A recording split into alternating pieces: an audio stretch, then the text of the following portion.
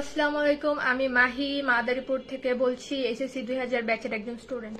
যদিও আমরা এতদিনে জেনে গেছি বা বুঝে গেছি যে স্টুডেন্টদের কথার কোনো দাম নাই, বা তারা কি চায় বা তাদের কি পরিস্থিতি, এইসবের কোনো মূল্যায়ন করা হয় না। তবুও কিছু কথা আছে যেগুলো এখন না বললেই না। আমি এই ভিডিওটা আরো আগে আপলোড দিতে চাইছি, মানে ভিডিওটা আরো আগে বানাইতে চাইছি, কিন্তু আমি সময় পাই নাই। ভিডিওটা বেশি লং হবে না, 2 থেকে 3 মিনিট। তো যারা চান তারা শুনতে পারেন, যারা চান না তো স্কিপ করতে পারেন। তো আমার প্রথম প্রশ্ন হচ্ছে, যেখানে সিলেট বোর্ডের পরীক্ষা 8 তারিখ পর্যন্ত বন্ধ রাখা হয়েছে, ওদের পরীক্ষা 9 তারিখ থেকে শুরু হবে। যেখানে আরো জেলা আছে যেগুলা বন্যার পানিতে ডুবে গেছে, বিভিন্ন জায়গা আছে যারা এখনো নিজেদের বাসায় থাকতেছে না, তারা মসজিদে গিয়ে থাকতেছে, তাদের আত্মীয় স্বজনের বাসায় গিয়ে থাকতেছে, তাদের নোট ভিজে গেছে। শুধু সিলেটের কথা উল্লেখ করা হয়েছে, এটা আমি বাদ দিলাম যে আরো বিভিন্ন জেলায় বন্যা হইতেছে। অবশ্যই এদের আরো টাইম দেওয়া হবে, আমার যতটুকু ধারণা এদের আরো টাইম দেওয়া হবে। কিন্তু আমার প্রশ্ন হচ্ছে যে অন্য সব বোর্ডের যে টাইম দেওয়া হলো না, বা তাদের যে আরো টাইম দেওয়া হবে না, 30 তারিখেই তাদের পরীক্ষা হবে। তো আমরা যদি 30 তারিখে পরীক্ষা দিই এবং সিলেট বোর্ড সহ অন্যান্য বোর্ড যেসব বোর্ডে বন্যা হচ্ছে বা তাদের পরিস্থিতি খারাপ, ওদের যে পরীক্ষাটা নেওয়া হবে, ওদের যে যদি আরো টাইম দেওয়া হয়, ওরা কি অ্যাডমিশনে আমাদের সাথে একসাথে পরীক্ষা দিতে পারবে? প্রথমত, আমার যখন 30 তারিখ পরীক্ষা ছিল, আমার এটা নিয়ে কোনো ধরনের কোনো আক্ষেপ ছিল না যে 30 জুন পরীক্ষা, 30 জুনই পরীক্ষা দিব। কিন্তু বর্তমান বাংলাদেশের যে অবস্থা বা বর্তমানে যেই পরিস্থিতি, এই অনুযায়ী কি 30 তারিখ পরীক্ষা হওয়া উচিত? অবশ্যই আমাদের সাথে একটা অন্যায় হয়েছে যে আমাদের প্রপার টাইম দেওয়া হয় নাই। আচ্ছা, এই বিষয়ে আমি না যাই, এই বিষয়ে সবাই যেহেতু কথা বলছে, এই বিষয়ে আমি আর কথা বলবো না।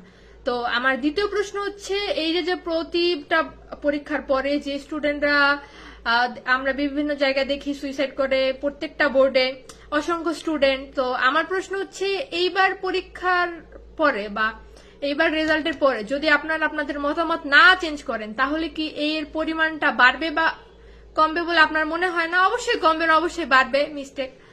তো এই যে যাদের মানসিক চাপে বা যারা এখন প্রস্তুতি নিতে পারতেছে না, অনেকের বাসায় কারেন্ট নাই, বন্যা না হলে অনেকের বাসায় কারেন্ট নাই। আমার নিজের বাসায় 2 ঘন্টা কারেন্ট থাকে, আবার চলে যায়, আবার আসে, আবার চলে যায়, এইভাবে পড়া হয় না আসলে। তো আমার প্রশ্ন হচ্ছে, এখন যে এক্সট্রা স্টুডেন্ট বা এখন যে অতিরিক্ত স্টুডেন্ট আপনাদের শিক্ষা ব্যবস্থার কারণে সুইসাইড করবে বা তারা কোনো ধরনের কোনো দুর্ঘটনা ঘটাই ফেলবে, এর দায়ভার কি শিক্ষা মন্ত্রণালয় নিবে? এর দায়ভার যদি শিক্ষা মন্ত্রণালয় নিয়ে থাকে, তার বাবা মাদের দায়ভার যদি শিক্ষা মন্ত্রণালয় নিয়ে থাকে, ওই স্টুডেন্টের দায়ভার যদি নিয়ে থাকে, তাহলে আমার মতে পরীক্ষা পিছানো বা আগানোতে আমাদের কোনো সমস্যা নাই। আর আরেকটা কথা হচ্ছে, এখন অবশ্যই সিলেট বোর্ড বা অন্যান্য নেত্রকোনা, ময়মনসিংহ সব জায়গায় পিছানো হবে আমার মতে, যেহেতু ওইখানে বন্যা হচ্ছে। কিছুদিনের মধ্যে কিছু একটা নোটিশ দিবে, শুধুমাত্র ওদের জন্য, অন্য বোর্ডের জন্য না। তো আমার কথা হচ্ছে, ওদের যদি টাইম আরো বাড়ানো হয়, এখন তো 8 দিন বাড়ানো, এরপরে না হলেও 15 দিন বাড়ানো হবে আমার মতামত। আমি জানি না, আমার মতামত, আমি জাস্ট আমার নিজের মতামত দিতেছি। এখানে যদি ওদের আরো টাইম 15 দিন বাড়ানো হয়, বা এখন 8 দিন আছে, এই সব টাইম মিলা যদি আমাদের অন্যান্য বোর্ডের টাইম বাড়ানো না হয়, ওরা কি অ্যাডমিশন আমাদের সাথে তাল মিলাতে পারবে? বা ওদের কি মেন্টালি অতটুকু ওরা সাপোর্ট করতে পারবে যে ওরা তো এতদিন আগেই পড়া ফেলছে, এখন আমি শুরু করলে আমি ওদের সাথে পারবো কিনা? বা বিভিন্ন ভর্তি কোচিং এর কি ওদের জন্য ওই কয়েকদিন স্কিপ করবে? যেহেতু গত বছর করেনি কিছু কিছু কোচিং এ, আবার কিছু কিছু কোচিং এ ওদের অ্যাটেন্ড করার জন্য 10 দিন লেটও করা হয়েছে। আচ্ছা, 2টা টেক নেওয়ার জন্য সরি, আসলে আমার ক্যামেরা অফ হয়ে গেছিল।